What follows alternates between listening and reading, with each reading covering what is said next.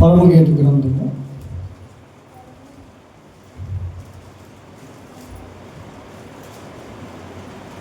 7వ అధ్యాయం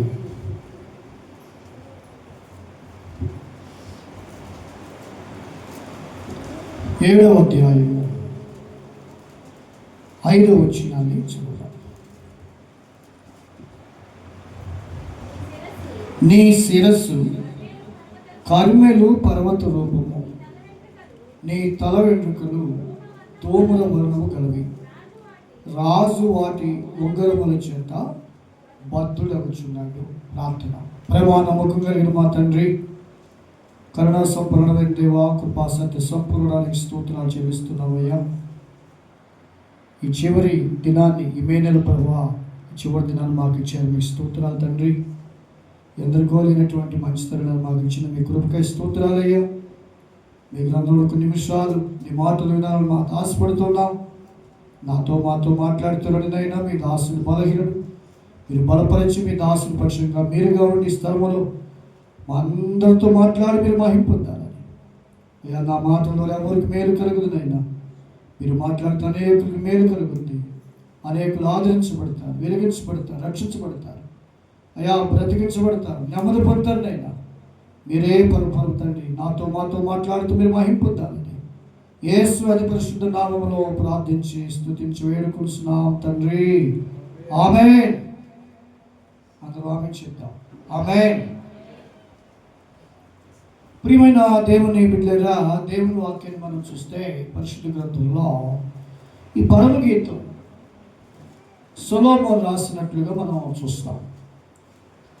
సామెతల గ్రంథం, ప్రసంగి గ్రంథం, పరమగీత గ్రంథం, ఈ 3 పుస్తకాలు ప్రత్యేకంగా సొలొమోను రాసినట్లుగా మనం చూస్తాం.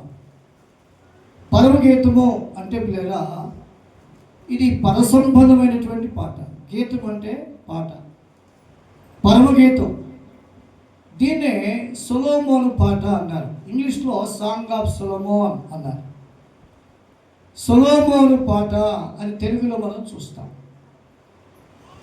8 అధ్యాయాలు ఈ పరమగీత గ్రంథంలో మనం చూస్తాం. దేవుని బిడ్డలారా, పరిశుద్ధ గ్రంథాన్ని మనం ఆలోచిస్తే ఈ 3 పుస్తకాలు కూడా సొలొమోను కట్టించినటువంటి దేవాలయానికి ముంగుర్తుగా మనము ఈ పుస్తకాలను చూడవచ్చు. సామెతల గ్రంథం ఆవరణానికి, అలాగే ప్రసంగి గ్రంథం దేవుని బిడ్డలారా పరిశుద్ధ స్థలానికి, పరమగీత గ్రంథం అతి పరిశుద్ధ స్థలానికి గుర్తుగా మనము ఈ 3 పుస్తకాలను చెప్పచ్చు. వాక్య భాగాన్ని మనం ఆలోచిస్తే నా ప్రియమైనటువంటి దేవుని బిడ్డలారా, ఈ పరమగీత గ్రంథం దేవుని వాక్యాన్ని మనం ఆలోచిస్తే ఇక్కడ పరిశుద్ధాత్మ దేవుడు ప్రియుడు, ప్రియురాలు మనకు కనబడతారు. యెరూషలేము కుమార్తెలు కనబడతారు. ప్రియుడు అనగా ప్రభు అయినటువంటి యేసు క్రీస్తు అని చెప్పాలి. ప్రియురాలు అనగా షూలమ్మితి, ఆమె వధువు సంఘము అని చెప్పాలి. ఇక్కడ ప్రియుడు, అలాగే దేవుని బిడ్డలారా ప్రియురాలుకున్నటువంటి సంభాషణలు మనము చూస్తాం. ఇది భౌతికంగా ఆలోచిస్తే మనకు అర్థం కాదు, కానీ ఆత్మ సంబంధంగా మనము ఈ గ్రంథాన్ని పరిశీలిస్తే, ఆలోచిస్తే, ధ్యానిస్తే మనకు లోతైనటువంటి అనుభవాలు మనకు కనబడతాయి. దేవునికి స్తోత్రం చెప్దాం. ఈ 7వ అధ్యాయంలో ప్రియమైన వాళ్ళరా రాజకుమార పుత్రిక అని ప్రారంభిస్తూ వచ్చాడు. చదువుతాం. ఏమని? రాజకుమార పుత్రిక అని ప్రారంభిస్తూ వచ్చాడు. ఎవరి రాజకుమార పుత్రిక అని మనం ఆలోచిస్తే పిల్లరా, వాక్యభాగాన్ని మనం ఆలోచిస్తే పిల్లరా, ప్రభు అయినటువంటి యేసు క్రీస్తు రాజకుమారుడు. దేవునికి స్తోత్రం చెప్పాలి. ఆయన ఎవరు అంటే రాజకుమారుడు. ఎవరైనా పెళ్లి కుమారుడు, ఎవరైనా దేవుని కుమారుడు, ఎవరైనా మనుషు కుమారుడు. వాక్య భాగాన్ని మనం ఆలోచిస్తే ఎవరైనా దావీదు కుమారుడు.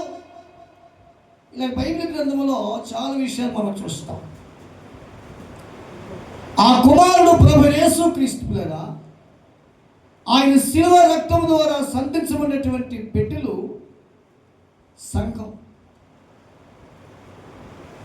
అందుకే దేవుడు తన స్వరక్తం ఇచ్చి సంపాదించిన తన సంఘము అని అపోస్తలుల కార్య గ్రంథంలో పిల్లరా 20వ అధ్యాయంలో 28వ వచనంలో చదువుతాం. ఆయన స్వరక్తం ఇచ్చి సంపాదించుకున్నాడు ఎవరినంటే సంఘాన్ని. దేవునికి స్తోత్రం. ఆ సంఘాన్ని పిల్లరా కొన్నాడు ఆయన.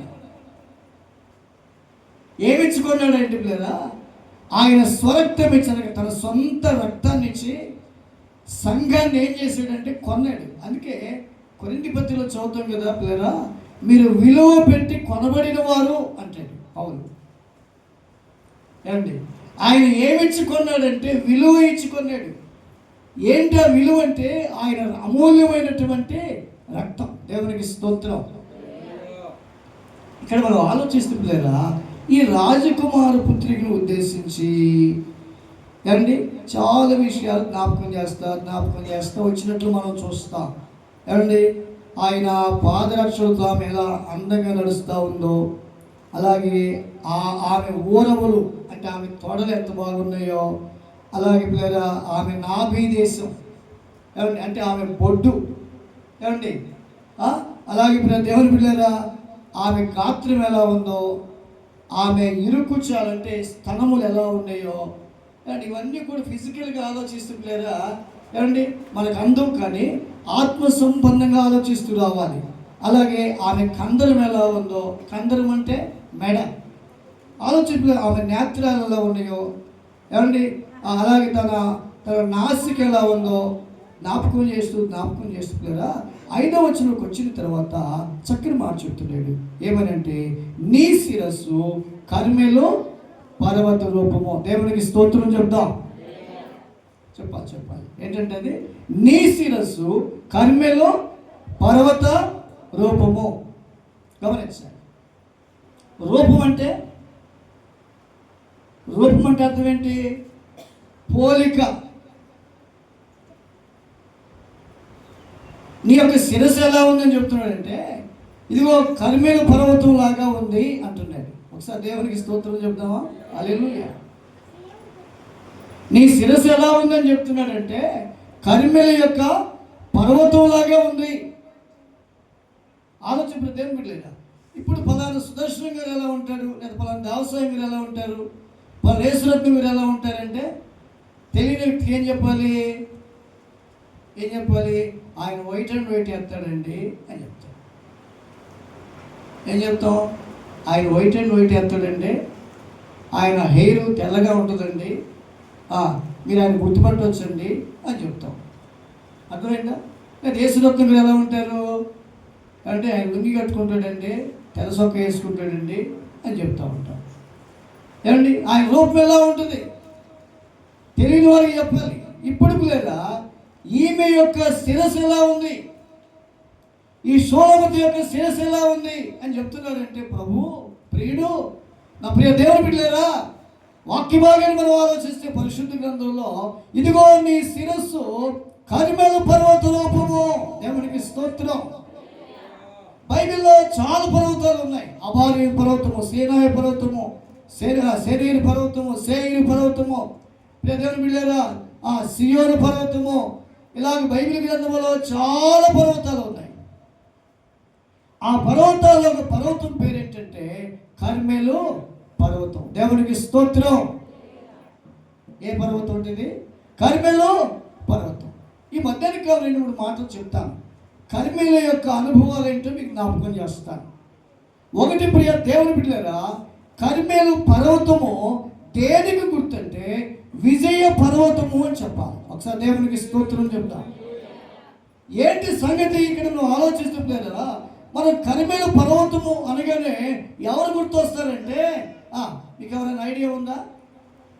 కర్మెలు పర్వతము అనగానే లేరా ఒక భక్తుడు, ఒక ప్రవక్త ఉన్నాడు బైబిల్లో.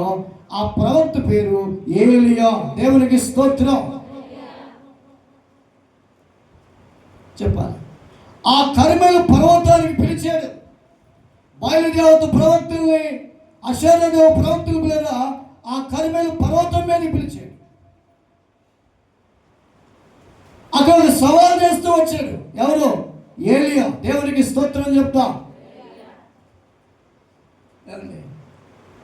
ఏంటి సంగతి అంటే, ఆ దినాల్లో ఒక రాజు ఉన్నాడు ఇశ్రాయేలుకి, అహాబ్. ఏ పేరు ఆయన పేరు? అహాబ్. భయంకరమైన విగ్రహాధికుడు. కాబట్టి యెజబెలు ప్లేరా ఆ ప్రవక్తను పోషిస్తూ వచ్చినట్లు వాక్య భాగం మనం చూస్తాం. ఏమండి, దేవుని వాక్యం మనం ఆలోచిస్తే ఇక్కడ అహాబుకు ఏలియాకు జరిగిన సంభాషణ. ఏమండి, అక్కడ ఏలియా దేవుని బిడ్డలారా, ఇదిగో ఆ కర్మెలు పర్వతానికి రండి చూసుకుందాం అన్నట్టుగా మాట్లాడుతూ వచ్చాడు. ఎవరైనా సవాల్ చేస్తూ వచ్చాడు. పరిశుద్ధ గ్రంథాలు మనం ఆలోచిస్తే మనకి మాటలు రాజులు మొదటి గ్రంథంలోకి ఒకసారి వస్తే 18వ అధ్యాయం. రండి దేవుని వాక్యం చదువుదాం. రాజులు మొదటి గ్రంథము 18వ అధ్యాయం. వాక్య భాగాన్ని మనం ఆలోచిస్తే దేవుని బిడ్డలారా, మనము 19-20 వచ్చిన చదువుతారమ్మా. అయితే ఇప్పుడు నీవు ఇశ్రాయేలు వారినందరినీ యెజబెలు పోషించిన బయలుదేవత ప్రవక్తలు 450 మందిని, అషేరాదేవి ప్రవక్తలు 400 మందిని నా యొద్దకు కర్మెలు పర్వతమునకు పిలువనంపమని చెప్పిన. అహాబు ఇశ్రాయేలు వారందరి యొద్దకు దూతలను పంపి ప్రవక్తలను కర్మెలు పర్వతమునకు సమకూర్చిన. చదవండి. ఏలియా జనులందరి దగ్గరికి వచ్చి ఎన్నాళ్ళ మట్టుకు మీరు 2 తలంపుల మధ్య తడబడుచుందురు.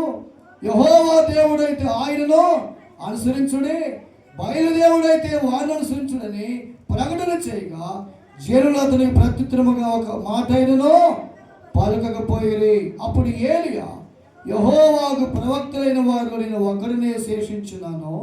అయితే బయలులకు ప్రవక్తలు 450 మంది ఉన్నారు. మాకు 2 ఎడ్లనీయుడి.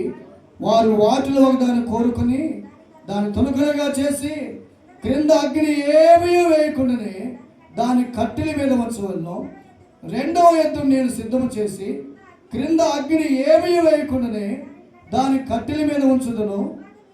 తరువాత మీరు మీ దేవత పేరును బట్టి ప్రార్థన చేయండి. నేనైతే యెహోవా నామమును బట్టి ప్రార్థన చేయదును.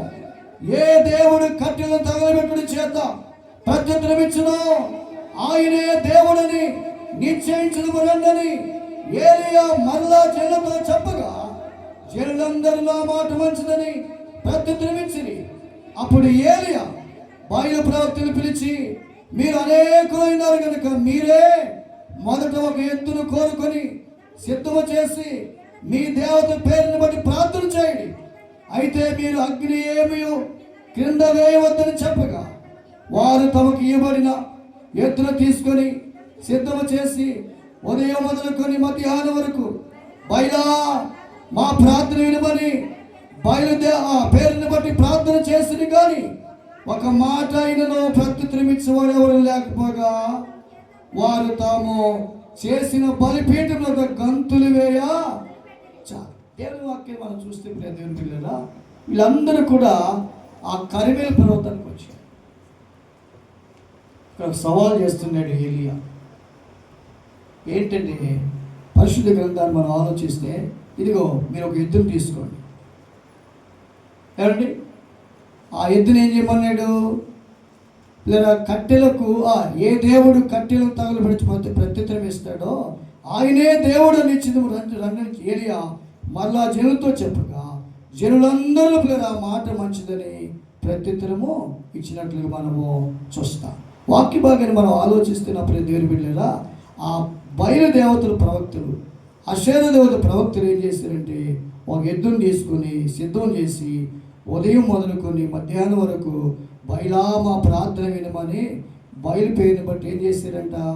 ప్రార్థన చేశారు. కానీ ఒక మాట అయినను ప్రత్యుత్తరం ఇచ్చేవాళ్ళు లేకపోగా వారు తాము చేసిన బలిపీఠం వద్ద ఇప్పుడు ఏం చేయడం మొదలుపెట్టారు? గంతులు వేయటం మొదలుపెట్టినట్లుగా వాక్య భాగాన్ని మనము చూస్తాం. నా ప్రియ దేవుని బిడ్డలారా, వారు చేశారు కానీ వారి జీవితాల్లో కార్యము జరగలేదు. ఆలోచించండి, జరగలేదు. అద్భుతం ఏంటంటే నా ప్రియ దేవుని బిడ్డలారా, ఏమండి, ఓ ఏలియా నా దగ్గర నేను జనులందరితో చెప్పగా 30 వచనంలో జనులందరూ అతని దగ్గరకు వచ్చి అతడు కింద పడద్రోయబడిన యెహోవా బలిపీఠమును బాగు చేసి యెహోవాకు ప్రత్యక్షమై నీ నామము ఇశ్రాయేలుకు వాగ్దానం అందిన యాకోబు సంతతి గోత్రము లెక్క చొప్పున 12 రాళ్లను తీసుకొని ఆ రాళ్ళ చేత యెహోవా నామమున ఒక బలిపీఠమును కట్టించి దాని చుట్టూ 2 మానికల గింజలు పట్టునంత లోతుగా కందకము త్రవ్వించి కట్టెలను క్రమముగా పేర్చి ఎద్దును తునుకలుగా కోసి ఆ కట్టెల మీద ఉంచి జనులు చూచుచుండగా మీరు 4 తొట్ల నిండా నీళ్లు నింపి దహన బలి పశు మాంసం మీదనో కట్టెల మీదనో పోయుడని చెప్పిను. అది అయిన తర్వాత 2వ మారు ఆ ప్రకారమే చేయడని అతడు చెప్పగా వారు 2వ మారు అలాగ చేసిరి. 3వ మారు చేయడని అనగా వారు 3వ మారు చేసిరి. అప్పుడు ఆ నీళ్లు బలిపీఠము చుట్టూను పొర్లి పారిను. మరియు అతడు కందకము నీళ్లతో నింపిను.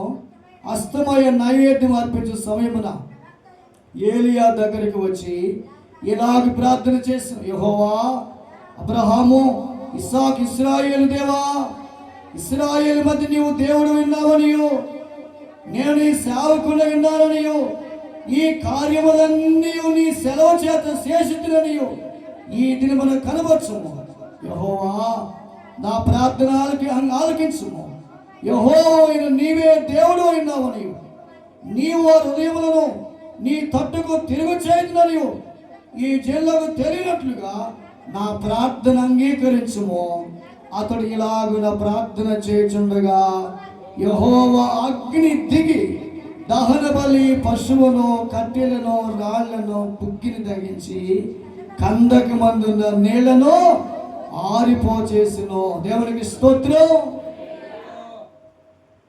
కర్మేలు యొక్క అనుభవం ఏంటంటే దేవుని పిల్లల విజయ పర్వతం. కర్మేలు యొక్క అనుభవం ఏంటంటే ప్రార్థనా జీవితం. దేవునికి స్తోత్రం చెప్తా. ఏలియా గొప్ప ప్రార్థనా పరుడు, గొప్ప ప్రార్థనా పరుడు. ఏమండి, వాళ్ళు ఎదురు కోసారు, ఏమండి, ఓ కట్టెలు పేర్చారు, బలిపీఠం కట్టారు, ఏమండి, ఓ బయలా బయలా బయలని ప్రార్థన చేస్తూ వచ్చారు. వారి ప్రార్థనకి ఏం లేదు, జవాబు లేదు.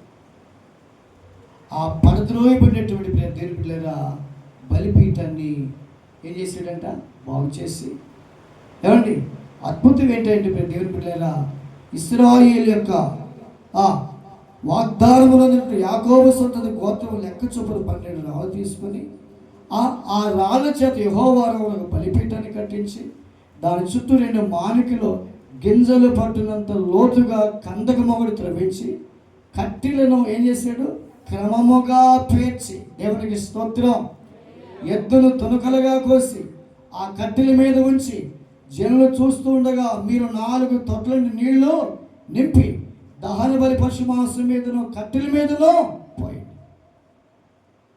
కందకాన్ని నీళ్ళతో నింపేసి, ఓ ప్రియ దేవుని బిడ్డలారా, ఓ బలి పశు మాంసం మీద పోసి కట్టెల మీద పోసి, ఏమండి ఆలోచన ప్రియ దేవుని బిడ్డలారా పరిశుద్ధ గ్రంథంలో అది అయిన తర్వాత 2వ మారు 3వ మారు అలా చేయండి అని చెప్పాడు. ఆ నీళ్లు బలిపీఠము చుట్టూను పొర్లి పారినో. అతడు ప్రియ కందకము నీళ్లతో నింపాడు. అస్తమయ నైవేద్యం అర్పించే సమయం ప్రవక్త ఏలియా దగ్గరికి వచ్చి ఇలాగ ప్రార్థన చేస్తాడు. ఏమని, యెహోవా అబ్రహాము ఇస్సాకు ఇశ్రాయేలు దేవా, ఇశ్రాయేలు మధ్య నీవు దేవుడు అయినావనియు నేను నీ సేవకున్నాననియు ఈ కార్యములన్నీ నీ సెలవు చేత చేసిననియు ఈ దినమున కనపరచమని ప్రార్థన చేస్తే లేదా ఆయన ప్రార్థిస్తూ ఉండగానే ఆలోచించండి, చూద్దాం 38 వచ్చిన అతడు ఎలాగున ప్రార్థన చేయుచుండగా యెహోవా అగ్ని దిగి దహన బలి పశువును కట్టెలను రాళ్లను బుగ్గిని దహించి కందకమందున నీళ్లను ఆరిపోచేసిన. దేవునికి స్తోత్రం చెప్తామా? హల్లెలూయా. ఊరికి దేవుని పిల్లరా నీ శిరస్సు కర్మెలు పర్వత రూపము. గమనించు, శిరస్సు అంటే శిరస్సు అంటే ఏంటమ్మా? శిరస్సు అంటే మెడ, తల. ఆలోచన ప్రతి దేవుని బిడ్డలారా ఏమండి, గమనించిన పరిశుద్ధ గ్రంథంలో వాక్య భాగాన్ని మనం ఆలోచిస్తే ఈ తల ఏమండి మనం ఇలా దించేసుకున్నాం అనుకోండి, ఎలా ఉంటుంది పరిస్థితి? తల దించుకోవటం అవమానానికి గుర్తు, తల ఎత్తుకోవటం దేనికి గుర్తు? విజయానికి గుర్తు. దేవునికి స్తోత్రం చెప్తామా? బైబిల్లో ఒక మాట చెప్తా ఉదాహరణగా. పరిశుద్ధ గ్రంథంలో మీకు ఒక వచ్చిన ఉదాహరణ చెప్పాలి నాన్న. ఆదికాండం ఒకసారి వస్తే ఆదికాండము 4వ అధ్యాయంలో నాన్న 6-7 వచనాలు చదివితే, యెహోవా కయీనుతో నీకు కోపమేలా, ముఖము చిన్నబుచ్చుకుని ఉన్నావేమి, నీవు సత్క్రియ చేసిన యెడల తలనెత్తుకొనవా. చాలండి.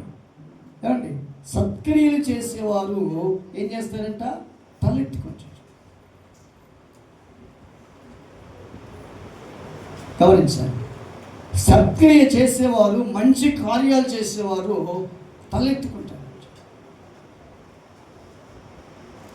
మన జీవితాల పేర తలెత్తుకునే వారికి బ్రతకాలి కానీ తలదించుకునే వారి జీవితాలుగా ఉండకూడదు. ఏమండి, మన జీవితాల పేర గెలిచేవారిగా ఉండాలి కానీ ఓడిపోయే వారిగా ఉండకూడదు. వాక్య భాగాన్ని మనం ఆలోచిస్తే పరిశుద్ధ గ్రంథంలో ఏలియా ఒక్కడే, వాళ్ళు ఎంతమంది? 850 మంది ఉన్నారు. ఏమండి, వాళ్ళు ఎంతో మొదలు పెట్టారు, బైలా బైలా బైలా బైలా. ఏలియా అన్నాడయ్యా, వాడు ధ్యానం చేస్తున్నాడేమో, నిద్రపోతున్నాడేమో. ఏమండి, వాడు ఏది చేసినా ఏమీ లేదు. నా ప్రియమైన దేవుని బిడ్డలారా, సంఘం, వధువు సంఘం ఎలా ఉండాలంటే పిల్లరా, కర్మెలు యొక్క ఏమండి పర్వత రూపముగా ఉండాలి. ఏమండి, నీ శిరస్సు పిల్లరా కర్మెలు పర్వత రూపము అంటున్నాడు. ఆలోచించండి. ఈనాడు మన జీవితాలకు ఏం కావాలంటే ప్రార్థనా జీవితాలు కావాలి. ఏలి అన్నాడు, ఇదిగో మీరు ఏం చేస్తారో చేయండి, నేనైతే యెహోవా నామమును బట్టి ఏం చేస్తాను? ప్రార్థన చేస్తాను. దేవునికి స్తోత్రం. ఏమండి, ప్రార్థన మన జీవితాలకు ఏమిస్తుందంటే విజయాన్ని ఇస్తుంది. గమనించాలి. పరిశుద్ధ గ్రంథాన్ని మనం ఆలోచిస్తే, నా ప్రియమైనటువంటి దేవుని బిడ్డలారా, ఏమండి వాక్య భాగాన్ని మనం ఆలోచిస్తే, నీవు నేను మనందరము కూడా మన జీవితాలు గొప్ప విజయాన్ని చూడాలంటే ఓ ప్రార్థన. ఏమండి, కర్మేలు అంటే అర్థం ఏంటి తెలిసిన? ఉద్యానవనము అని అర్థం. గమనించండి. ఏమండి, ఈ మధ్యాహ్న కాలం దేవుని బిడ్డలారా, మనము మన శిరస్సులు ఎలా ఉండాలంటే ఓ ప్రార్థనా జీవితాలు కలిగి, విజయ పర్వతము కలిగి. ఏమండి, ఆ కర్మేల పర్వతం మీద దేవుడు ఏలియాకు, ఓ ప్రియ దేవుని బిడ్డలారా, ఆ ప్రవక్తల పైన గొప్ప విజయాన్ని ఇచ్చాడు. దేవునికి స్తోత్రం. ఎందుకంటే దేవుని పక్షంగా ప్రియ దేవుని బిడ్డలారా ఆయన ప్రార్థిస్తూ వస్తే, ఏమండి ఓ కందకము నిండా నీళ్లు, బలిపీఠము చుట్టూ నీళ్లు. ప్రియ దేవుని బిడ్డలారా, ఏమండి ఏమి అగ్ని లేకుండానే ఆకాశం నుండి కదా అతడు అనగా ఏలియా ప్రార్థిస్తూ ఉండగా ఆకాశం అగ్ని దిగి ఏమైందంట? బలిపీఠము, ప్రియ దేవుని బిడ్డలారా, ఆ మాంసము, కట్టెలు అన్నీ కూడా ఏమైపోయినంటే దహించి వేయబడ్డాయి. దేవునికి స్తోత్రం. గొప్ప విజయాన్ని దేవుడు ఏమండి ఆ ప్రజల పైన దేవుడు ఏలియాకు ఇచ్చాడు. దేవునికి స్తోత్రం చెప్తాం. ఏమండి, వాళ్ళందరూ తీసుకుంటా కిషోర్ దగ్గర పోయి వాళ్ళందరూ వధించారు. దేవునికి స్తోత్రం. ఏమండి, ఒక్కడ ఎంతమంది వధించాడంట? 850 మంది ప్రజలను, ప్రవక్తలు, దేవుని బిడ్డలారా ఏం చేసి తెలిసిన? వధించేసి. చౌతల వచనాలు రండి. రాజుల మొదటి గ్రంథం 18వ అధ్యాయం. రాజుల మొదటి గ్రంథంలో 18వ అధ్యాయం 39-40 వచనాలు. అంతటి జనులందరూ దాన్ని చూసి సాగిలపడి యెహోవాయే దేవుడు, యెహోవాయే దేవుడిని కేకలు వేసిరి. అప్పుడు ఏలియా ఒకరినైనా తప్పించుకొని పోనీక బయలు ప్రవక్తలు పట్టుకున్న వారికి సెలవీగా జనులు వారిని పట్టుకొని ఏలియా కిషోరు వారి దగ్గరికి వారిని కొనిపోయి అక్కడ వారిని ఏం చేశాడు? వధించాడు. దేవునికి స్తోత్రం. వధించాడు. ఏమండి వాక్య బాగానే మనం ఆలోచిస్తే పిల్లరా, బయలు ప్రవక్తలు పట్టుకోమని చెప్పగానే ఏమండి నా ప్రియ దేవుని పిల్లరా, వాళ్ళు పట్టుబడ్డారు. ఏలియా కిషోర్ వాళ్ళ దగ్గర వారిని కొనిపోయి అక్కడ వారిని ఏం చేశాడు? వధించాడు. గమనించుకురా, ఈనాడు సాతాను గాడి పైన విజయాన్ని పొందడానికి, శత్రువు పైన విజయాన్ని పొందడానికి, గొప్ప అద్భుతాన్ని మనం చూడడానికి ఈనాడు నీవు నేను మనము ఆ పడిపోయినటువంటి ఆ బలిపీఠాన్ని ఎవరు తిరిగి కట్టి మనం ఏం చేయాలంటే దేవుని బిడ్డలారా ప్రార్థన చేయాలి. ఏమండి ప్రార్థన బలిపీఠాలు కట్టాలి. దేవునికి స్తోత్రం. ఏమండి ప్రార్థన బలిపీఠాలు కట్టాలి. ఏమండి ప్రార్థన జీవితాలు కావాలి. ఏమండి అది కరిమేలి యొక్క అనుభవం. దేవునికి స్తోత్రం. ఏమండి ఈనాడు నీవు నేను మనము విజయాన్ని పొందడానికి నీకు నాకు అవసరమైనటువంటి ఆయుధం ఏంటంటే ప్రార్థన. దేవునికి స్తోత్రం. ఈనాడు చాలా మంది ప్రార్థనని పారిపోతున్నారు. ఏమంటే పారిపోతున్నారు? చెప్పాలి. ఏమంటే పారిపోతున్నారు? ప్రార్థన అంటే పారిపోతున్నారు. కొంతమందికి అప్పుడే తలనొప్పులు వస్తాయి, అప్పుడే ఆయాసం వస్తాయి, ఏమండి అప్పుడే జబ్బులు వస్తాయి. ఎప్పుడో మరి తెల్లారి బాగానే ఉంటారు. కొంతమందికి ఆ జబ్బు అని అబద్ధాలు చెప్పుకుంటారు. ఏమండి అబద్ధాలు చెప్పమాకండి, నిజంగా వచ్చేస్తాయి జబ్బులు. ఏమండి పారిపోయే జీవితాలు వద్దు, ప్రార్థనా జీవితాలు కావాలి. ఒకసారి దేవునికి స్తోత్రం చేద్దామా? ఈనాడు నీకు నాకు మనందరికి ప్రియ దేవుని బిడ్డలారా ఓ ప్రార్థనా జీవితం కావాలి. చెప్పాలి. ఏ జీవితాలు కావాలి? ఏ జీవితాలు కావాలి?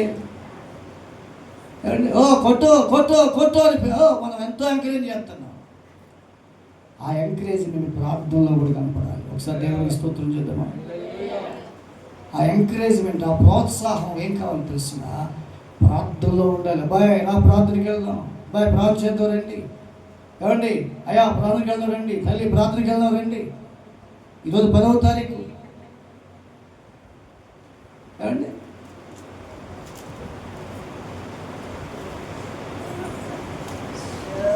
ప్రార్థనా జీవితాలు కావాలి. ఒక భక్తులు అన్నాడు, మోకాళ్ళంట నలబడితే ముఖం తెల్లగా ఉంటుందంట. ఒకసారి దేవుని స్తోత్రం చేద్దాం. అంటే వారి జీవితాల్లో ఒక దైవ కళ కనపడుతుంది. అసలు కొంతమంది గురించి చెప్పవచ్చు. బైబిల్ రాసే యెషయా గ్రంథంలో వారి ముఖ లక్షణమే వారి మీద సాక్ష్యం చెప్పుకుంటారు. ఏమండి అసలు ఎంత ప్రార్థన చేస్తావో, ఎంత ప్రార్థన చేస్తావో, ఎంత ప్రార్థన చేసే సహోదరుడో, ఏమండి వారి ముఖ లక్షణమే వారి మీద ఏం చెప్పుద్దంట? సాక్ష్యం చెప్పుద్దంట. కొందరు జీవితాలకి ప్రార్థన ఉండదు, ఏం కనబడదు? ప్రార్థన కనబడదు. ఏమండి ఎందుకంటే నా యేసు ప్రియ దేవుని బిడ్డలారా పగలంతా పరిచయం చేసి రాత్రి అంతా ప్రార్థన చేసేవారు. దేవునికి స్తోత్రం చేద్దామా? ఏమండి మన జీవితాలకు ప్రార్థన కనపడాలి. చెప్పాలి. ఏం కనపడాలి? ప్రార్థనా జీవితం కనపడాలి. అది ప్రియ దేవుని బిడ్డలారా ఓ కరిమేలు పర్వతానికి గుర్తు. దేవునికి స్తోత్రం. అందుకే ఏమండి నీ శిరస్సు కరిమేలు పర్వత రూపం. దేవునికి స్తోత్రం. ఒకటి దేవుని బిడ్డలారా విజయ పర్వతం అని చెప్పాలి.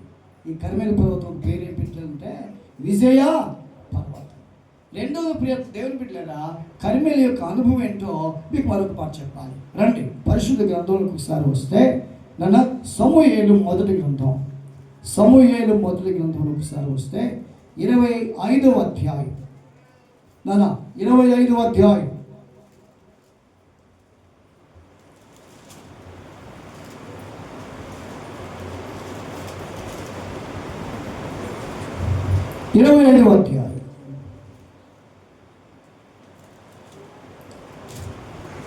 5వ వచనాన్ని 6వ వచనాన్ని చూద్దామా. 25వ అధ్యాయం సమూయేలు మొదటి గ్రంథం, లేదా 4 నుంచి నీకు బాగుంటుంది.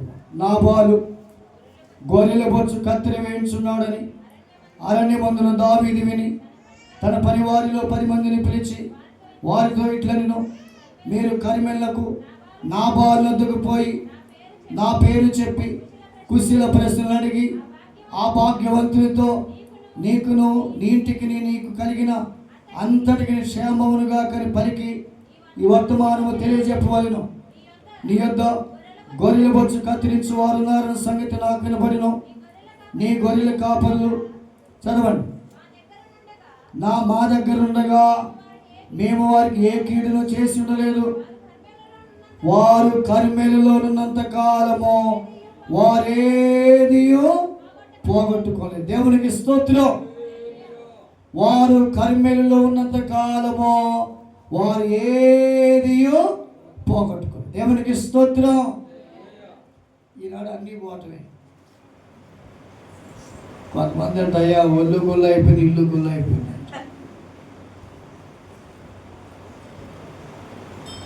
ఏమండి, కొందరు జీవితాలు ఎప్పుడు పోగొట్టుకునే జీవితాలే.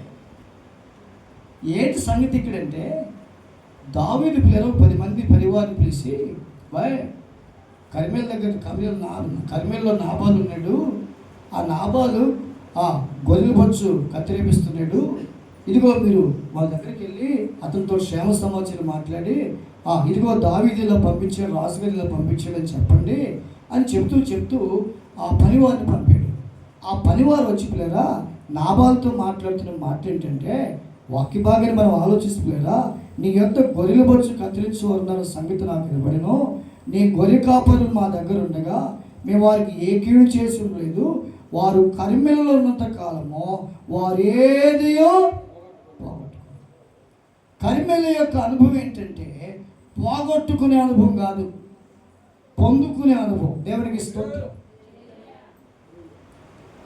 కర్మెల యొక్క అనుభవం ఏంటంటే మీరా ఏమండి, క్షేమాన్ని ఇచ్చేటటువంటి అనుభవం. ఆలోచించారు. ఈనాడు చాలా మంది జీవితాలను ఆలోచిస్తే పోగొట్టుకునే అనుభవాలు. ఒకప్పుడు ఎంతో భక్తి జీవితం కలిగి ఉండేటటువంటి వాళ్ళు, ఒకప్పుడు ఎంతో ప్రార్థనా జీవితాలు కలిగి ఉండేటటువంటి వాళ్ళు, ఒకప్పుడు ఎంత విశ్వాసం కలిగి బ్రతికేటటువంటి వాళ్ళు, ఒకప్పుడు ప్రార్థన జీవితం ఎంత పశ్చాత్తాపం తమ జీవితాన్ని సరి చేసుకుంటూ ఉండేవారు. ఏమండి, ఒకప్పుడు ఎంత దేవుని వాక్య వెలుగులో జీవించినటువంటి వారు. కొందరు జీవితాలను ఆలోచిస్తే అసలు ఇప్పుడు అవి ఏమీ కనబడవు.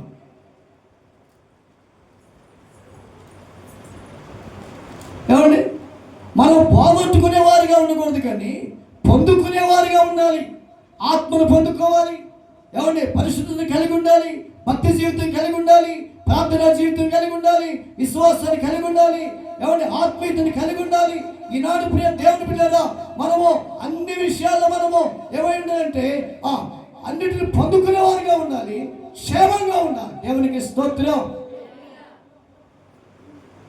ఏమండి, ఎందుకంటే ఈ కరిమేళ్ళు ఎవరున్నారంట, నాబాలు పనివాళ్ళు, నాబాలు యొక్క గొర్రెల కాపలు కొంతకాలం ఎక్కడున్నారంట, కరిమేల్లో ఉన్నారు.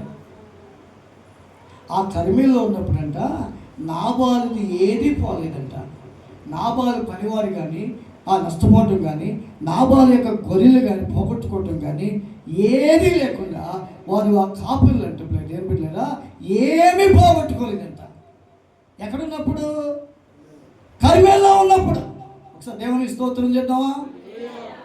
ఏమండి, ఇప్పుడు నువ్వు కరిమేలకు రాగలిగితే, కరిమేల యొక్క అనుభవాన్ని కలిగి జీవిస్తే నీవు కూడా ఏమై ఉంటావంటే ఏది పోగొట్టుకో. ఆలోచించండి. నేనంటాను చాలా మంది జీవితాల్లో ఏం కనపడదంటే కరిమేల అనుభవాలు లేవు చెప్పాలి. ఏమండి, కరిమేల అనుభవాలు లేవు. ఈనాడు నా ప్రియ దేవుని బిడ్డలారా, కరిమేల యొక్క అనుభవానికి మనుషులు రావాలి. కరిమేల యొక్క అనుభవానికి దేవుని బిడ్డలు రావాలి.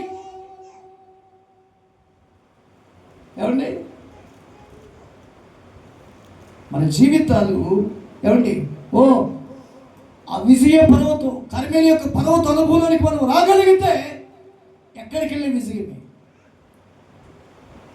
ఆ విజయం పొందాలంటే ప్రార్థనా జీవితం. రెండోది దేవుని బిడ్డలారా, కర్మేల్లోనికి వస్తే నీవు నేను మనము ఏమీ కూడా ఎప్పుడు కూడా ఏమంట పోగొట్టుకోవాలి. పోగొట్టుకో. కొంతమంది ప్రార్థన చేయమంటే నోట్లో మాట బయటికి రాదు. వాళ్ళ సర్వీస్ ఏమో ఉంటుంది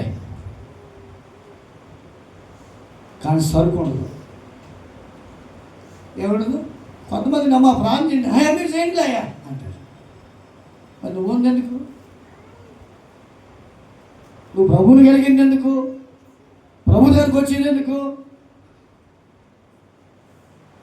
ఏమండి, ఈ మధ్యాహ్న కాల సమయంలో ప్రియ దేవుని బిడ్డలారా, ఒకటి ఏమండి, కర్మెలు నీ శిరస్సు, కర్మెలు పర్వత రూపం, విజయానికి గుర్తు. రెండోది ప్రియ దేవుని బిడ్డలారా, క్షేమానికి గుర్తు. దేవునికి స్తోత్రం. అందుకే భక్తులు అన్నాడు కదా, నేను బ్రతుకాలం అంతా ఈ కృపాక్షేమాలు నా వెంట వచ్చింది. దేవునికి స్తోత్రం. ఏమండి, ఈనాడు నా ప్రియ దేవుని బిడ్డలారా, మనం ఏది పోగొట్టుకోకూడదు.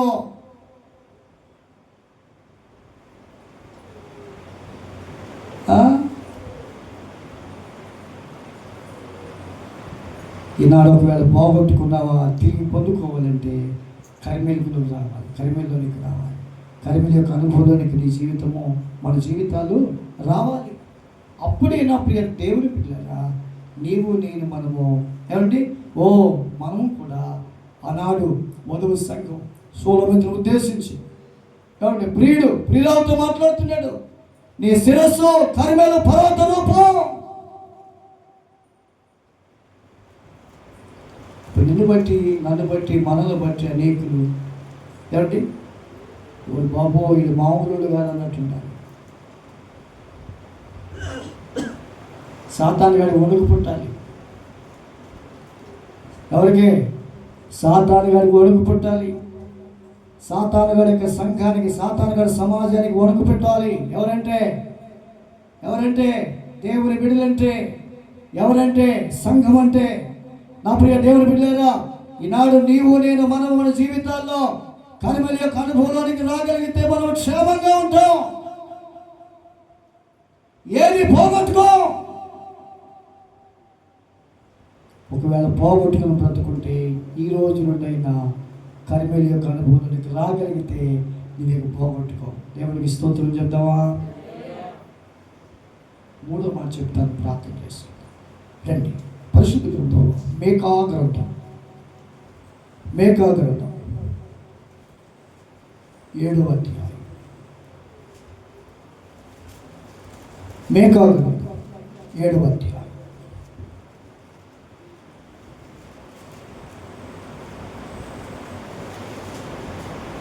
14వ వచనం. నీ చేతికర్ర తీసుకొని నీ జనులను కర్మేలునకు చేరిన అడవిలో ప్రత్యేకముగా నివసించు నీ స్వాస్థ్యపు వారిని మేపుము. బాషానులోను గిలాదులోను వారు పూర్వకాలమును మేసినట్టు మేయుదురు. దేవునికి స్తోత్రం. దేవుడు తన ప్రవక్తతో మాట్లాడుతున్నాడు. నీ చేతికర్ర తీసుకుని నీ జనులను కర్మేలునకు చేరిన అడవిలో ప్రత్యేకముగా నివసించు నీ స్వాస్థ్యపు వారిని ఏం చేయమన్నాడు? మేపు. బాషాన్లోను గిలాదులోను వారు పూర్వకాలం మేసినట్టు ఏం చేస్తారు? వేస్తారు. దేవునికి స్తోత్రం.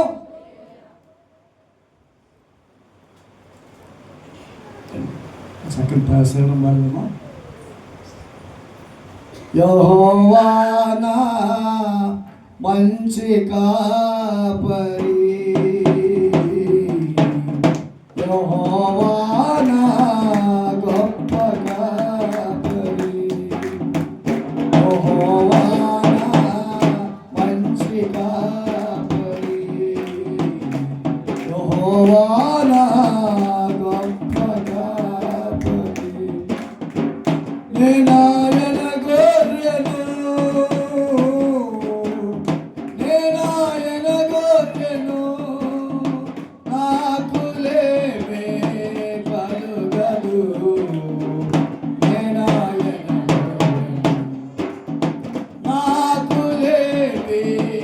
కలుగదు నేనాయన గొర్రెను వహించి కాపరి నా కాపరి గొప్ప కాపరి నా కాపరి.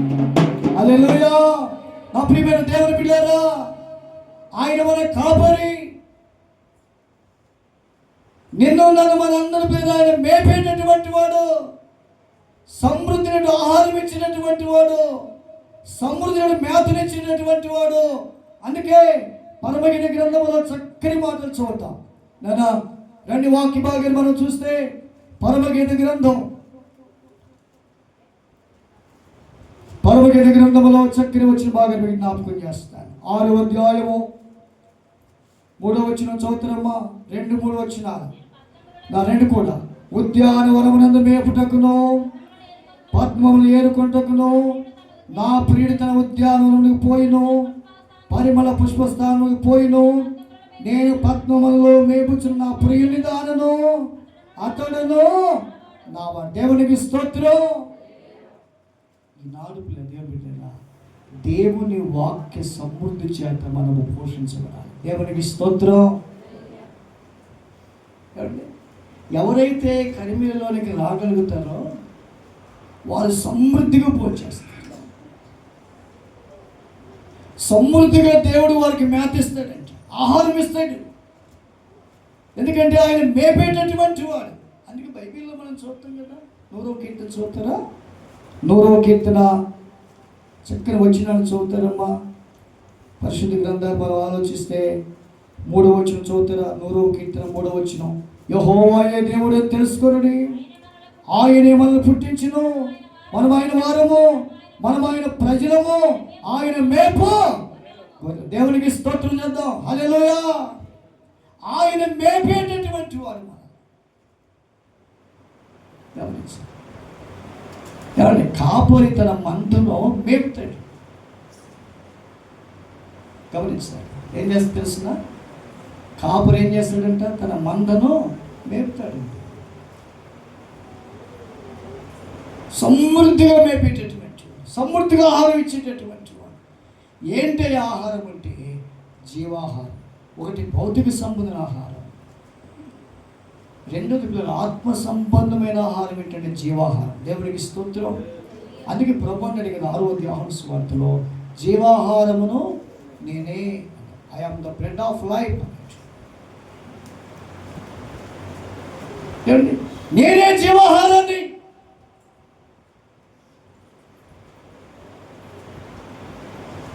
ఈనాడు చాలా మంది జీవితాల్లో ఏమండి ఫిజికల్గా బ్రతుకుతున్నారు. ఫిజికల్గా మాత్రం ఏమో తినేస్తున్నారు.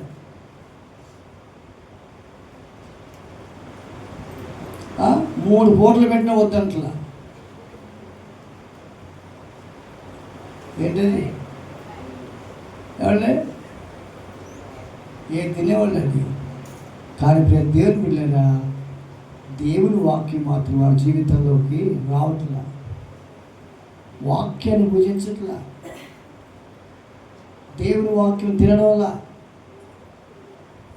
ఏమండి బైబిల్ చెబుతుంది, నీ వాక్యము నన్ను బ్రతికించినది, నా బాధలో ఇదే నాకు చెప్పాలి. ఏంటంటే అది నమ్మదని దేవునికి స్తోత్రం చెప్తాం.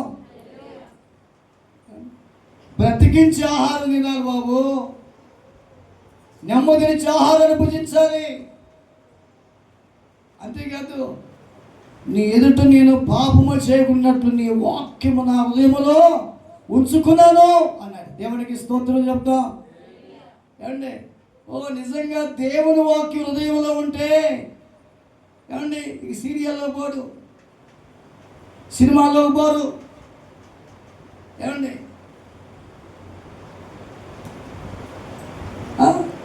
ఈ అష్టాశమ్మాలంట, అష్టాశమ్మాల్లోకి పోరు. ఏమంటే దేవుని వాక్యం ఉంటే. ఒకసారి దేవుని స్తోత్రం చెప్తావా? త్రాగుబోతులతో ఉండరు, లోకంతో బ్రతకరు. ఈనాడు ప్రియ దేవుని బిడ్డలారా, దేవుని వాక్యమైన ఆహారం జీవితంలోకి వస్తే ఇక నువ్వేం చేయలేవంటే పాపం చేయలేవు. ఇప్పుడు నువ్వు ఎక్కడికి రావాలి బాబు అంటే, తల్లి ఎక్కడికి రావాలంటే నీవు కర్మేల్లోనికి రావాలి. దేవునికి స్తోత్రం చెప్దాం. చెప్పాలి. ఎక్కడ రావాలి? కర్మేలు యొక్క అనుభవంలోనికి రాగలిగితే. నాకెందుకు ఈ కర్మేలు అని ఒకవేళ లోకంలో ఉంటూ సస్తాం. రేపు అయ్యో అని ఏడుస్తాం. ఇక నీ పని ఏంటంటే ఎప్పుడు కూడా యుగయుగాలు ఏడవటమే. అంతేకాదు ఏమండి, వాళ్ళ పని ఏంటంటే అక్కడ ఏడుపును పళ్ళు కొనుక్కోవచ్చు. ఏమండి, ఇప్పుడు కొంతమంది పళ్ళు కొనుక్కుతున్నారే, వాళ్ళ ట్రైనింగ్ అంట. వాళ్ళ సేవకుడు అన్నాడు, కొంతమంది బాగా డ్రింక్ వేసి తాగేసి పళ్ళు నోడుతూ పళ్ళు కొనుక్కుతారే, ఒక సేవకుడు అన్నారు, అది వాళ్ళకు ట్రైనింగ్ అంట. రేపు అక్కడ యుగగాలు ఏం చేస్తారంట? పళ్ళు కొరగటం, ఏడవటం అంట.